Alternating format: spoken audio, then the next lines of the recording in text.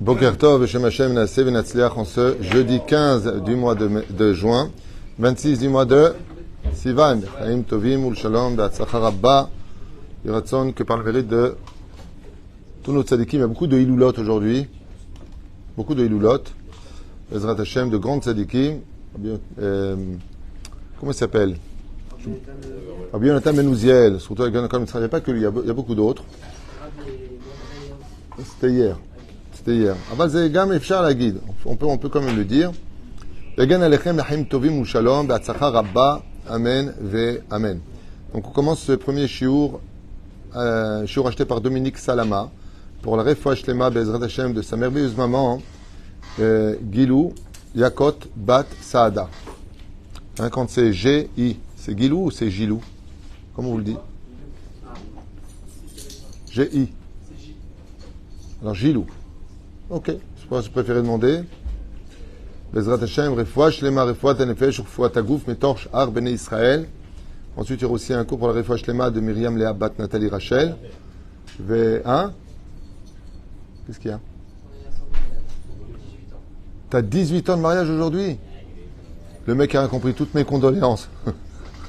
Mazal tov, b'sha'a tova u'muvrechet, be'ezrat, avec la même femme. Les enfants de la même femme aussi. Un homme de l'ancienne époque.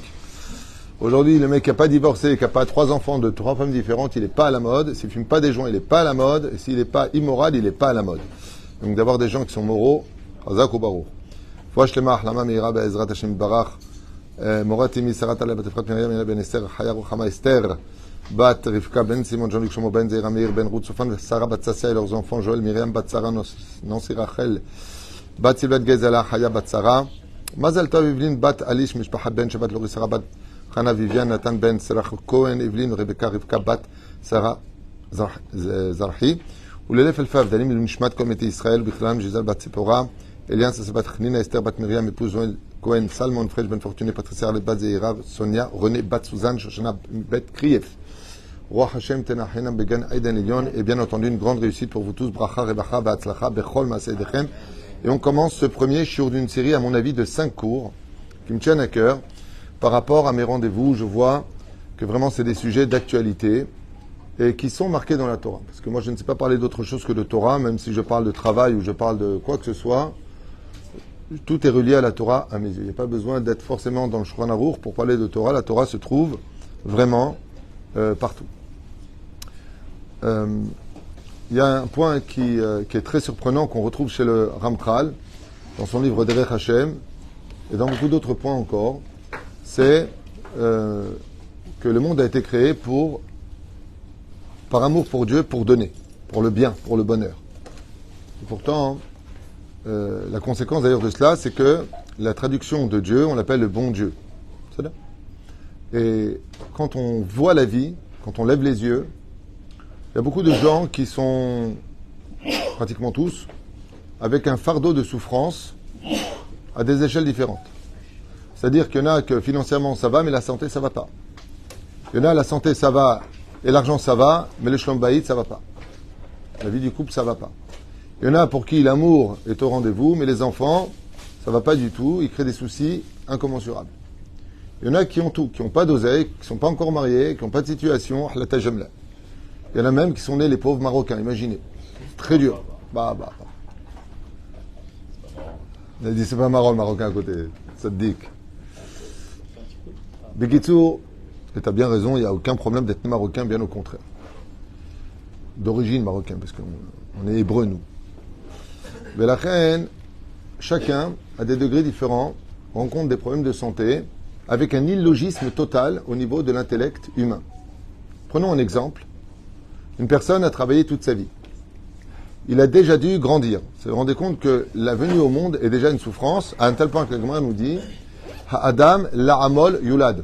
Quand tu vois la naissance d'une personne qui vient d'être au monde, Mazal tov, t'es venu pour morfler. Ha'adam la'amol yulad. T'es venu pour peiner, exactement, pas pour morfler. T'es venu pour peiner. Et c'est pour ça qu'un enfant est déjà fatigué à la naissance. Il passe son temps à manger, à dormir. Pourquoi est-ce qu'il dort autant? Parce que quand il grandit, ça le fatigue énormément. Il n'y a rien qui se passe facilement. Il pourrait très bien être avec ses dents. il marche tout de suite. Oh, papa, maman, je suis content de vous rencontrer. Comment ça va? Alors, qu'est-ce qui se passe sur Terre? Sympathicos. Non, rien qui vient au monde, il est accueilli par quoi? Un enfant qui vient de naître du ventre de sa mère. Une claque aux fesses. Et vous savez pourquoi? Exactement, pour lui ouvrir les poumons. Ça veut dire que si tu veux respirer dans ce monde, ça commence par une claque. Ce qui fait que tout est un combat. Je voudrais vous donner un exemple qui est quand même assez dérangeant. Un homme travaille. Donc il a grandi, il a travaillé. Ah, professeur. Ah, il a travaillé sa race pour avoir ses diplômes. Toa Rishon, Sheni, Shlishi, monsieur le grand professeur. Et il va payer ses impôts, et il va payer sa coupe patroline, il va payer. Mais il a travaillé, avec des horaires fixes et la totale. Voilà que enfin, le retour du Jedi, quand il arrive enfin à la retraite. Ah, enfin! Ouais. Eh ben, la rate qui se dilate, le menton qui est trop long, la sciatique, problème du cœur, trop de l'arthrose, je pense qu'avec les noms, ils viennent pas ce matin. Sur quel problème cholestérol, merci pour m'aider, j'adore, vous êtes nombreux, et il n'y a pas un qui me regarde comme ça, qu'est-ce qu'il y a?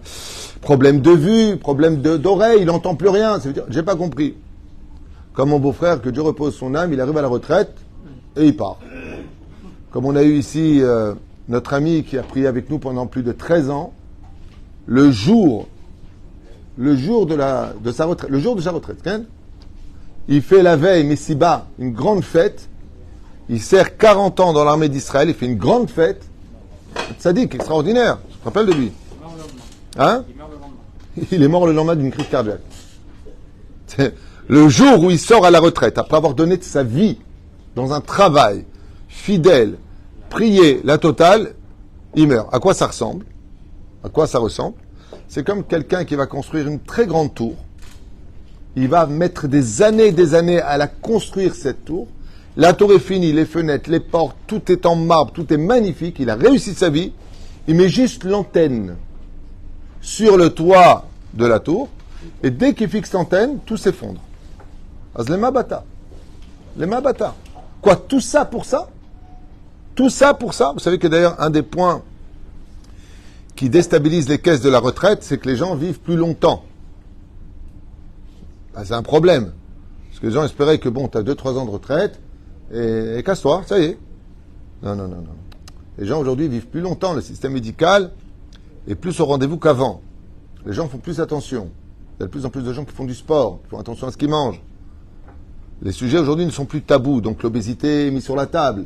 Les problèmes de toute maladie, je préfère ouvrir un sujet, un volet sur cette discussion, mais les choses sont plus mises en main. Mais par rapport au judaïsme, lama, pourquoi autant de souffrance? Si tu as créé le monde pour kiffer, pour qu'on soit bien, pour qu'on soit heureux, et pour nous dire en plus de ça, hein, mitzvah gedola liot besimcha tamid. T'as vu la table seder? Hein? T'as pas compris? En d'autres mots, exactement, fais-nous kiffer. Si, par exemple, il y a un loto important, dans le ciel que quelqu'un gagne le loto. Que tout le monde gagne à l'auto. Celui qui veut se marier, Ribon Shalolam, je veux me marier. T'as une fille de 28 ans, 30 ans, un garçon qui... On veut se marier. Nous, je veux créer une maison juste. Ok? Sur quoi elle tombe? Un pervers narcissique. Pourquoi tu me fais ça? Pourquoi tu me fais ça? Pourquoi je suis tombé dans une famille où la belle-mère, elle est toxique? Pourquoi je suis tombé dans une famille où la seule femme que j'épousais, elle est stérile? Pourquoi dans la vie, la seule femme dont je suis tombé amoureux, c'est une divorcée alors que je suis Cohen? Pourquoi autant de souffrance? On ne peut pas se passer une fois bien dans la vie, on ne peut pas être cool in the gang. On ne peut pas être sympathique, on ne peut pas avoir une vie... tu veux travailler, tu cherches un travail, tu le trouves. Le patron est content, il a trouvé un ouvrier. Toi, tu es content, tu as trouvé un travail, et les clients sont contents parce qu'ils ont la marchandise. Où est le problème? On ne peut pas se passer bien dans la vie. Chaque détail, surtout de nos jours, en 2023, de l'ère vulgaire, t'annonce une bonne nouvelle. Papa et maman, j'aimerais vous présenter ma fiancée. La fiancée arrive, elle est de bonne famille, et là, tout se passe bien. Tout se passe bien. Son père est algérien, sa mère est marocaine, et lui, il est né en Tunisie. Comme ça, tout le monde est heureux. Allez, Aline, c'est-à-dire, tu le rentres à la maison. Alors, C'est super, hein? Oui. Le problème, c'est que les parents, ils n'ont pas une thune. Pas un copec. J'ai beaucoup de cas comme ça. Beaucoup de cas comme ça. Où les bonnes nouvelles de Mazel Tov se traduisent par des discussions de qu'est-ce qu'on fait? Bon, demain je vais à la banque, je vais prendre un prêt. Au moins de 20 000 shekels, participer à quelque chose. La banque dit non, vous n'avez pas de garantie. Ce Mazel Tov, c'est devenu le hem. C'est devenu un caillou dans ta semelle. Tu marches sur un caillou. T'es content, mais tu perds un peu ta face, ta fierté. T'es pas bien. D'un côté, tu veux marier tes enfants, t'es heureux. Trouver quelqu'un, c'est déjà une guerre. Hachem est avec Zivugim, caché Zivugam chez l'Israël, qui kriyat yam souf. Il y a tellement de psukim sur ça. Mais une fois que c'est fait, ça devient compliqué. Une fois que c'est fait, les enfants sont encore dans les études. Comment ils vont payer leur loyer? Comment ils vont payer ceci? Comment ils vont payer cela? Et t'as le bonheur d'entendre qu'elle est déjà enceinte. Todalel, après le mariage, bien sûr. Okay? On ne peut pas commencer avant, ça, sourd. D'accord, mais on n'a qu'une pièce. Où est-ce qu'on va le mettre? On ne peut pas avoir un truc humain normal dans le ciel. Allô? Là-haut, il y a quelqu'un ou quoi? Je veux me marier, donne-moi le Z pour me marier. Ceci, un petit appartement. Arrête, tu dis que la Géoula, elle dépend de la naissance de chaque enfant qui vient au monde rapporte la Géoula. Pourquoi chaque naissance se fait-elle avec tellement de souffrance? Pourquoi tout est tellement dur? Et le pire, c'est que non seulement c'est dur, mais tu n'as aucune garantie de le garder. Ni les mariages sont des garanties, ni tes enfants éduqués dans la Torah, c'est une garantie qu'ils y resteront. Toi, tu fais ce que tu as à faire. Mais tout est souffrance, tout est problème, tout est milchama. Dans chaque détail, il y a une guerre. Lama. Alors ça, c'est le premier cours qu'on va faire. Puis, franchement, c'est très compliqué comme shiur, parce que non seulement pour moi, c'est un shiur important, parce que si je ne le fais pas bien, je peux plus faire de dégâts que de construction. Mon but, c'est de construire l'esprit pour comprendre, Béhémet, pourquoi un homme peut se retrouver veuf, pourquoi un homme peut se retrouver avoir élevé ses enfants, tellement d'injustice à nos yeux. Encore une fois, tu vois ça dans les couples. Tu as par exemple la mère ou le père, exemple, donc qui divorcent pour des raisons justifiées, on va dire, ok? Et il y a un des deux qui va prendre des enfants qui va les élever. Donc il va leur donner de son temps, de son argent, il va se priver, c'est normal, c'est ses gosses. On voit bien qu'il y en a un qui le fasse. Mais l'autre, par contre, il fait la Java à Broadway. Il est jamais là, il perd rien, il a toujours des excuses. Dès qu'il y a un tapis rouge, dès qu'il y a des honneurs à donner, eh bien, ça va aller chez l'autre. Alors, je comprends pas. Prenons un exemple un peu vulgaire. Le mari, il a trompé sa femme, la femme veut le divorce, les enfants, c'est la femme, le mari fait ce qu'il veut dehors. Maintenant, elle va les élever, c'est elle qui les emmène à l'école, c'est elle qui s'occupe des devoirs, c'est elle qui les couche, c'est elle qui va à l'hôpital, c'est elle qui s'occupe. Et vient le mariage, et le fils, il veut rentrer avec le bras de son père. Je comprends pas, juste que quand il y a les photographes, les flashs, zéro, moi, j'existe pas. C'est-à-dire que j'ai vraiment été la bouffonne du début à la fin. Mais c'est vrai au niveau intellect humain. Mais pourquoi Dieu il fait ça? C'est-à-dire que Dieu, est-ce qu'il a une part de responsabilité dans nos souffrances? Chez Elag de la Méode. Chez Elag de la Méode, que pose la Gemara pose la question. Dans ma sechet Brachot Daf et Amud Aleph, à partir de la moitié de la page, ça ne parle que de ça. Que de ça. Dans ma sechet Ta'anit Bedaf Kaf Aleph Amud Aleph, ça parle de ça du début à la fin de la page. Avec Gamzol et Tova et tout ce que fait juste pour le bien, avec Kol David Rahman et Tabavid. Il n'y a que de ça. Lama. Est-ce que Dieu a une part de responsabilité dans nos souffrances ou pas? Almenat Lasbir et Zebezra d'Hachem Itbarach, afin d'essayer de l'expliquer, je vous explique, il y a 5 cours qui vont être numérotés. 5 cours. Il faut les voir du début à la fin si vous voulez avoir des réponses claires, nettes et précises, retrouver le sourire malgré les épreuves. Et celui qui vous parle, je peux vous dire que je suis passé par toutes les classes d'épreuves. J'ai tout eu dans ma vie. Donc c'est facile de parler quand on n'a rien souffert. C'est facile de parler quand on a une virose, mais ceux qui me connaissent vraiment savent combien, Baruch Hashem, aussi, je passe par d'énormes épreuves, non seulement les miennes personnelles, mais aussi celles des autres, parce que toute la journée, je me dois d'écouter les problèmes des uns et des autres, ne serait-ce que ce matin, en rentrant 2 pas ici dans cette synagogue, j'ai reçu 4 demandes d'aide en urgence, même pour aller aux toilettes. J'ai l'autre qui vient me voir en me disant, regarde, il faut l'aider celui-là, il faut l'aider celui-là. Tous les matins, on m'appelle. Encore tout à l'heure, j'ai rendez-vous parce qu'un couple veut divorcer. C'est toute la journée. C'est non seulement tu as tes problèmes, mais tu dois les spog ta bayot chez l'achirim. Tu dois, supporter les épreuves des autres. C'est-à-dire, pour cela, il y a des secrets. Il y a une façon de faire pour ne pas s'effondrer. C'est très simple. Donc vous imaginez combien était grand le rabbi qui recevait toute la journée. Le Rav Shteyman, le Rav Kanievski, tous les Gdolim. Toute la journée. Le Rav David Abou Hatzera, toute la journée, il reçoit. C'est rare. Moi, des fois, je dis bien des fois. Une fois par trimestre. Et encore. J'ai un coup de téléphone. Shalom, Rav Tuto, comment allez-vous? Je suis venu prendre des nouvelles de vous. C'est gentil.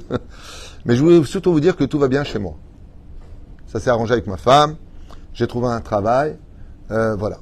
Comme on vous appelle que pour vous dire que ça va pas, je voulais vous appeler pour vous dire que maintenant tout va bien, tout est rentré dans l'ordre. Quand il raccroche, je me dis c'est surprise, c'est une blague ça. C'est-à-dire quand on t'appelle pour te dire que tout va bien, ou mieux que ça, hein, quand on t'appelle pour comment tu vas, on dirait que bon allez où tu vas, on me dire qu'est-ce que tu veux, pourquoi tu m'as appelé. Vous voyez ce que je veux dire? On vit dans un monde de tellement de c'est pas qu'on veut profiter de l'autre, c'est qu'on est tellement en train de courir dans des souffrances que quand on entend même le mot papa, maman, c'est qu'est-ce que tu veux derrière. C'est beau quand tes enfants sont petits, ce que j'aime, c'est que des fois ils te regardent et ils te disent « Maman, je t'aime ». Vous avez le sourire sur la tête. Qu'est-ce que tu veux me donner? Maintenant, moi, je vais te donner quelque chose. Et tu m'as rien demandé. Mais en général, même quand on demande, il y a toujours quelque chose derrière. Papa, ça va? Ouais. Dis-moi, tu prends ta voiture ce soir? Je viens, mais papa, ça va? C'était bien jusque-là. Tu prends ta voiture ce soir? Non. Ok, ça te dérange si je la prends? Ouais. Pourquoi ça va pas, papa? C'est sympathique. C'est tout à fait légitime. Attention, je dis pas que c'est pas normal. Mais c'est normal à la condition où un jour je demande comment tu vas, c'est rien de demander. Hein. Et le lendemain je peux demander pour comment tu vas, parce que j'ai quelque chose à te demander. C'est normal qu'on s'entraide entre nous, il ne faut pas être idiot. Mais est-ce qu'il n'y a pas autre chose que s'entraider et te poser la question comment moi je vais? Et rien que dans ce que je viens de dire se trouve une des solutions les plus essentielles qu'on retrouvera dans Baba Batra Daftet Amud Bet sur le monde des souffrances. Comment on dit le mot bien en hébreu? Tov. Quand ça ne va pas dans la vie d'un homme, et que Akadosh Baruch Hu se met en retrait, sur qui il compte pour que ça aille dans sa vie?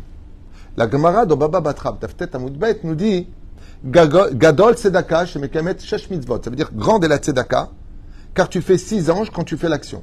Mais si tu fais Gmilut Chassadim, tu fais 11 mitzvot. 11 plus 6, ça fait combien? 17. Gematria, Tov. Ça veut dire qu'il est Kartov Natatilachem, au niveau du Pshat, c'est la Torah, qu'il est Kartov, quand tu viens, tu prends l'écart, tu prends de chez toi pour donner à l'autre, ouais, tu vas sortir l'autre de son pétrin. Donc, sur qui Dieu compte quand quelqu'un va mal? Sur son peuple, sur l'autre. Je compte sur toi pour le sortir de son malheur. Ok, donc ça s'appelle un très bon machal et ma'adabardomé. À quoi ça ressemble? C'est comme un roi qui avait un fils. Ce fils s'est mal conduit. La législation et les lois du pays exigent qu'il aille en prison. Le fils, étant un prince, ne peut pas se retrouver dans une situation aussi triste que la prison. Il est enfermé alors que c'est un papillon d'habitude. Et là, il est enfermé. C'est extrêmement oppressant. Moralement, tu tombes au plus bas. Et puis voilà que le fils, il se plaint pas trop. Il a presque pas envie de t'appeler son père, quoi. Ça va, papa, et tout. Qu'est-ce qui se passe? Et donc, 3 à 4 mois plus tard, il y a les ministres qui viennent et qui portent plainte contre le roi. Alors, le roi dit, pourquoi vous êtes venu porter plainte contre moi? Il dit, je veux dire pourquoi. Parce que votre fils, il a fait quelque chose d'inapproprié au royaume et au roi lui-même. Mais comme c'est votre fils, qu'est-ce que vous faites? Eh bien, vous le couvez. Je dis, pas du tout. Je l'ai mis en prison parce que j'ai pas... Bien sûr que j'ai mal de le mettre en prison, c'est mon fils. Mais en tant que roi, on doit donner l'exemple. Quand on est un vrai leader, on donne l'exemple.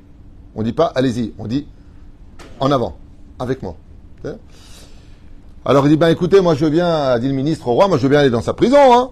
Il dit, ah bon? Le roi il descend. Et qu'est-ce qu'il se passe? En descendant la cage d'escalier qui mène à la prison, dans les geôles, il se rend compte qu'il y a un tapis d'une valeur inestimable par terre, des lustres de folie. Et quand il voit la prison, où est son fils, il voit une chambre d'hôtel digne des 5, 6 étoiles, 7 étoiles. Une chambre de malade.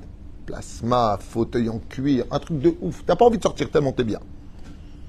Alors à ce moment-là, il dit, c'est ça. C'est les prisons de mon royaume, ça. C'est mieux que ma chambre.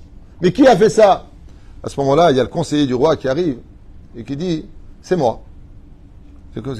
Pourquoi t'as fait ça? Il dit, écoutez, où est le problème? Alors, le ministre, il porte plainte. Il dit, le problème, c'est que cet homme-là, qui est le fils du roi, s'est mal comporté. Il doit être en prison. Il dit, mais il est où, là? Alors, il répond, il est en prison. Il dit, d'accord. Mais c'est plus une prison, ça. Il a dit, est-ce qu'il est en prison, oui ou non? Oui. Il dit, mais d'accord, mais regardez comment vous avez enjolivé. Il dit, où est-ce que c'est marqué dans les lois qu'on n'a pas le droit d'enjoliver la souffrance d'une personne? Quand un pauvre, il est pauvre, c'est Xera Mina Shamaim. Mais il n'y a aucun interdit, au contraire. Le roi va récompenser son conseiller parce qu'il lui a dit, mon roi, je sais combien à l'intérieur vous souffrez. Quand on a un fils en prison, on ne peut pas dormir. Alors d'un côté, il mérite d'être dans cette situation. On va expliquer pourquoi il mérite. Il y a beaucoup de choses à dire sur ça. Ce sera peut-être un des deuxième ou troisième cours. Mais il n'y a pas d'interdit pour moi de lui enjoliver sa vie. Il reste en prison. Je ne veux pas lui trouver la solution qui va le sortir complètement de la prison parce qu'il est dans un tikkun, dans une réparation. Mais est-ce que j'ai le droit, moi par contre, de venir jouer aux échecs avec lui? Est-ce que c'est interdit? Oui. Non. Il n'y a pas de problème. Est-ce que j'ai le droit de lui peindre sa prison? Il n'y a pas d'interdit. Est-ce que j'ai le droit de lui apporter, au lieu de manger la bouffe dégueulasse qu'on donne en prison, des mets dignes d'un prince? Oui. Mais la Gemara nous parle de tout ça. La Gemara nous dit que quand tu as un pauvre qui était riche, toute la ville a le devoir de lui rendre son argent. Parce que sa souffrance, elle est énorme. D'accord, mais et sa xéra? Vous savez d'ailleurs que le Haralap HaKadosh, dans son livre Même à Rome, Rabbi Yaakov Moshe Harlap, Tzaddik Yesod Olam, c'est la Chavota du Rav Kook, Alav Shalom. Il écrit là-bas que les habitants de Sodome et Gomorre avaient tellement peur de Dieu qu'ils ne voulaient pas se mêler des xérotes de Dieu. Si tu es pauvre, c'est que Dieu il a voulu, nous on ne se mêle pas. Donc vous ne lui donnez pas de zaka. Bah, fais ton tikkun. C'est là. Non mais ils avaient la Hirat Shamaim par rapport à cela. Comme ça dit le Harlap. Ça veut dire que ils avaient tellement peur de Midat Hadin qu'ils étaient devenus eux-mêmes les représentants de Midat Hadin. C'est une des explications données. Shivim Fanim la Torah. C'est-à-dire, mais la reine, il n'y a pas de problème en réalité à enjoliver la vie de l'autre. Ce qui fait que quand une personne souffre, sur qui il compte? Sur l'autre. Et c'est pour ça qu'il nous a donné Mideoraita, dans la Torah, un métier qui est là pour correspondre à faire cesser les souffrances de l'autre. Quel métier? Hein? J'entends pas. J'ai dit un métier qui est une mitzvah deoraita de cesser les souffrances de l'autre. Bonne réponse. Verapo yerapé.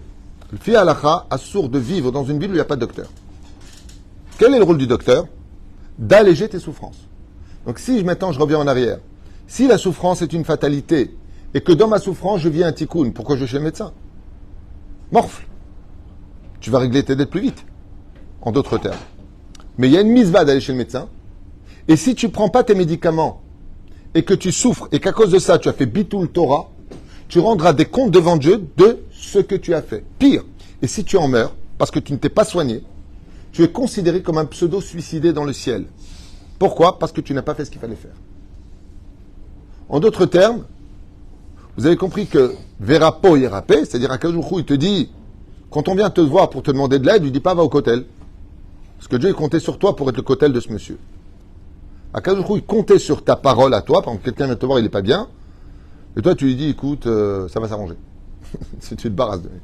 Il attendait de toi que tu lui donnes peut-être une réponse à quelque chose qui va lui remonter un peu le moral, un peu le sourire. Ou sommer alecha.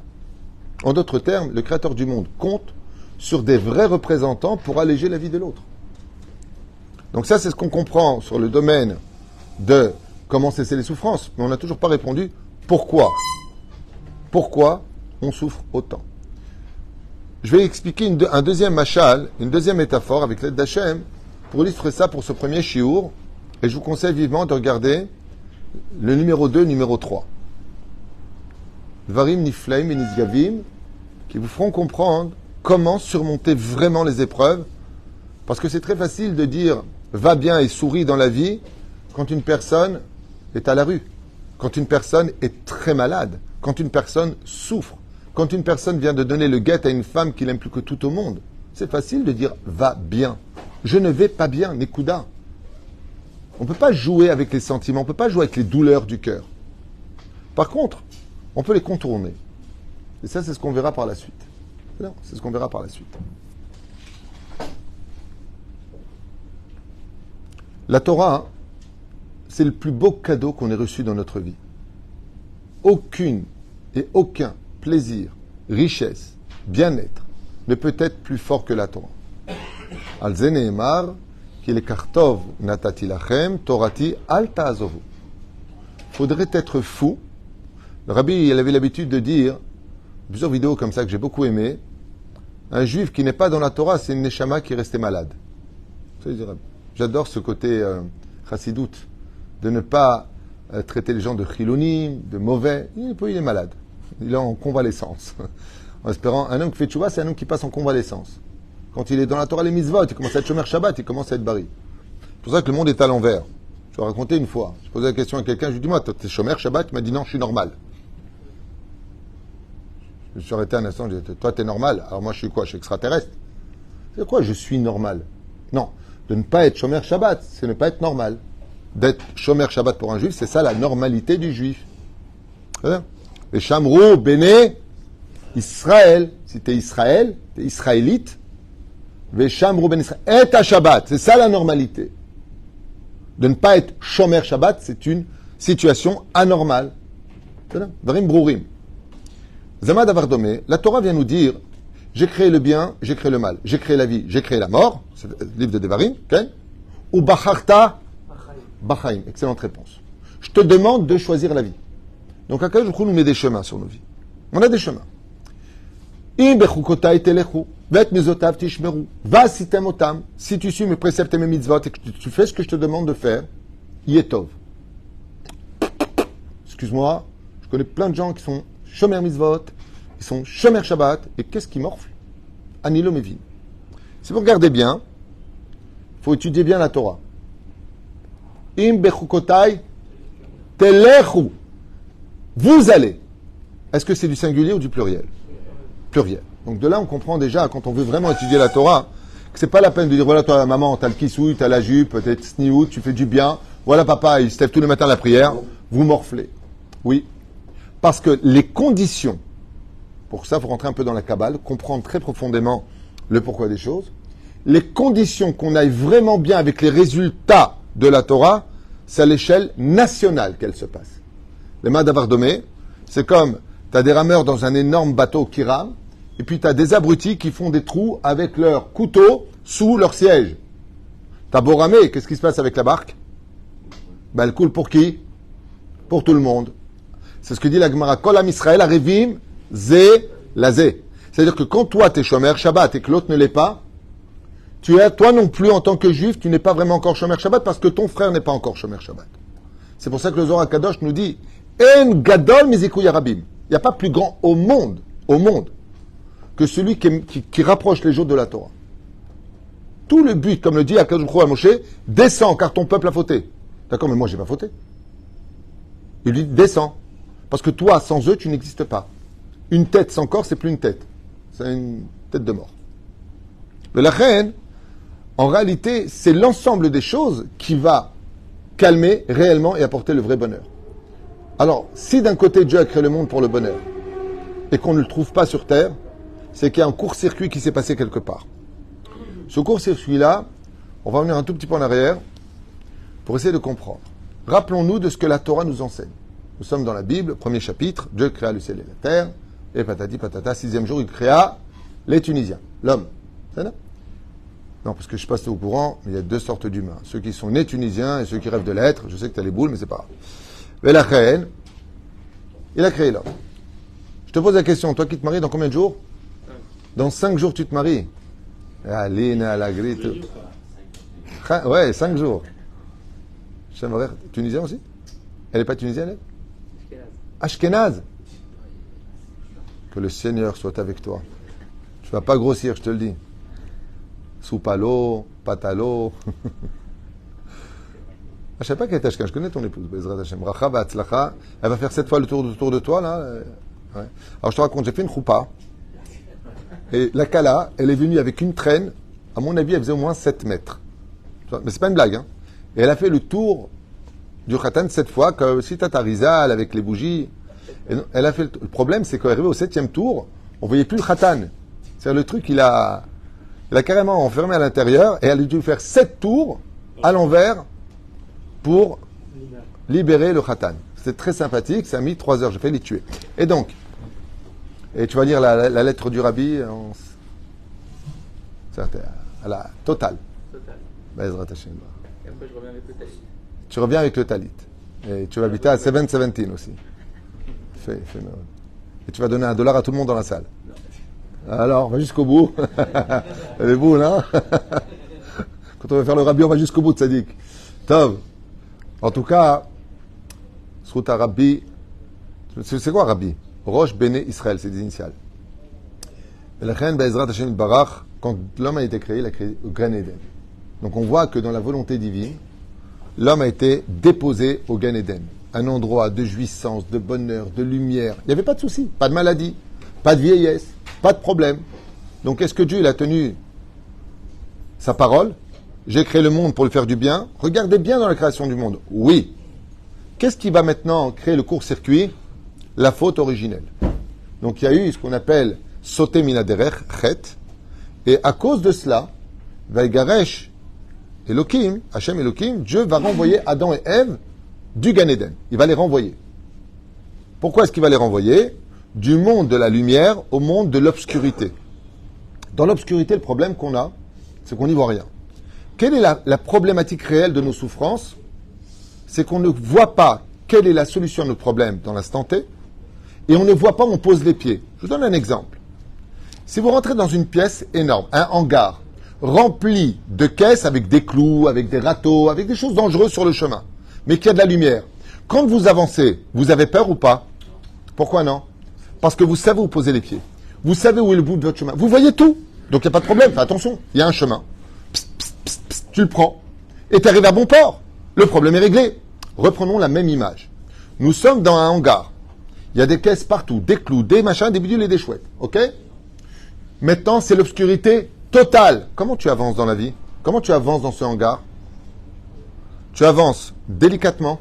Tu as peur d'avancer ta jambe, de peur de prendre un coup. OK? Tu ne sais pas si tu es sur le bon chemin. Tu ne vois pas le bout du chemin. T'es mal. Dans l'instant T, t'es mal. Pourquoi? Parce que tu n'y vois rien. Là, le Zohar HaKadosh nous dit que quand Adam a été créé, Ayam ebit mi katse shel haolam ad katseu. Il voyait d'un bout du monde à l'autre. Entre nous, quand tu lis ça dans le Zohar HaKadosh, à Emet, qu'est-ce que tu en as à faire? Le mec, il avait, en 2023, il est sur son fauteuil, du Zohar HaKadosh. Qu'est-ce que tu fais? Tu veux pas voir un film? Pas du tout, je suis en train de me régaler. Je suis en train de voir que Adam Arishon, il voyait d'un bout du monde à l'autre bout du monde. On dit en tunisien, qu'est-ce que j'en ai à faire? En quoi, moi, ça m'aide dans mon judaïsme de savoir que lui voyait d'un bout du monde à l'autre bout du monde? La réponse est simple. Il était au Gan Eden. C'est-à-dire que quand tu es dans la lumière, tu vois tout. C'est-à-dire que, imaginez maintenant qu'une personne doit avoir tout de suite 3000 shekels pour payer son loyer avant la fin du mois. Ouais? Ça commence. S'il les a pas, ben il se retrouve à la rue. OK? On est le 15 du mois. Le premier doit payer. Mais il sait que le 29, il aura l'argent. Comment il dort du 15 au 29? Bien, tranquille. Un baya. Premier cas. Pourquoi? Parce qu'il a vu qu'il a la solution. Donc l'épreuve, elle n'existe plus. Deuxième cas de figure. Il n'a plus à qui s'adresser. Personne n'est là pour l'aider maintenant. Il a déjà trop demandé. Il sait plus rien. Il sait plus où il en est. Il aura l'argent le 29. Mais est-ce que du 15 au 29, il va être bien? Non. Je vous pose une question très bête. Qui a provoqué sa souffrance? Lui-même? Non. Sa destinée? Non. Qu'est-ce qui ne va pas? Son manque de connaissance. La lumière qui lui permettait de savoir qu'il aurait une solution en dernier recours. Pour y parer, Dieu nous a donné deux choses. Deux choses qui vont atténuer toutes les souffrances. Aleph. Emouna. Bet. C'est la même chose. Vous êtes deux malins, vous deux, là. Emouna bitachon. Ah, ça c'est des chova. Abesht. Baal Shem Tov. Non, non. Non, non, non, non. Baruch que l'Eshtadlut a été fait. On l'a dit. Aval. Qu'est-ce qui va donner force à cela? Aleph. La Emouna. Tamin. Mishemma Amin. L'homme est fached. Bet. Qu'est-ce qui va donner de la force de dormir pendant ce temps-là? Tout simplement parce qu'il a de la Torah. Et c'est ce que nous apprend la Mishnah. Celui qui s'occupe de ma Torah, moi je m'occupe de ses problèmes. Tilma Torah. Masechet Brachot Bedaf et Amoud Aleph. Ce sera dans un des cours, je vais le lire noir sur blanc, vous allez voir des trucs de malade.